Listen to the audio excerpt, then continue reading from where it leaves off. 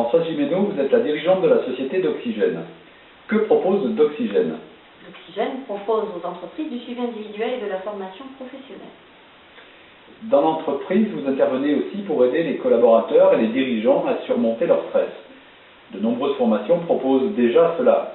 D'ailleurs, souvent sous forme de sensibilisation. Quelle est votre différence par rapport aux autres?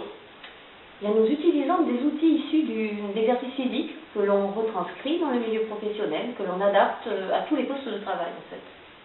J'avoue que je ne comprends pas toujours très bien. Pouvez-vous nous en dire davantage? C'est pas compliqué, vous pouvez être stressé par une hiérarchie, par un collaborateur, par un client.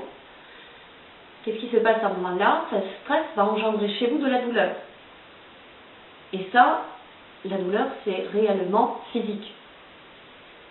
Alors, prenons un exemple de la douleur, ça peut être un lumbago, ça peut être une migraine, ça peut être aussi des insomnies, parce que l'insomnie va engendrer de l'irritabilité, de la fatigue. Notre différence se situe là, justement. On va travailler sur cet aspect physique pour remonter jusqu'au mental. Oui, mais vous n'allez quand même pas me dire que d'Oxygène peut changer nos clients, nos collègues de travail ou bien nos dirigeants. Non, bien sûr que non. Quoique, le travail physique proposé va permettre de préserver la personne et en même temps de mieux réagir sur son environnement, puisqu'elle sera soulagée par la douleur et du stress.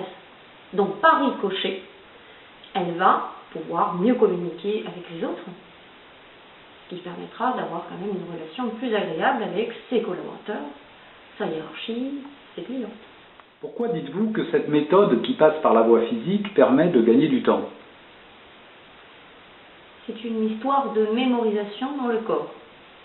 Si on a certainement dû vous dire de ne pas toucher la plaque du four parce qu'elle était chaude, eh bien, qu'est-ce qu'on fait? Pour s'en rendre compte, on la touche, on se brûle, et là, on mémorise effectivement que c'est chaud. Si on passe par l'explication, une conceptualisation de la chose, on a du mal à le ressentir, puisque ça passe par une information mentale. Alors imaginez en plus quand on est stressé, le cerveau est déjà bien encombré.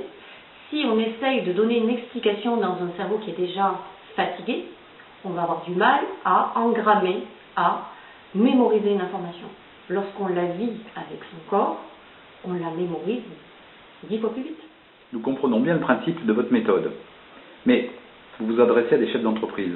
Aujourd'hui, comment peuvent-ils convaincre leurs équipes de travailler ainsi? Alors nous, on a mis en place un système, c'est le système de l'information aux équipes.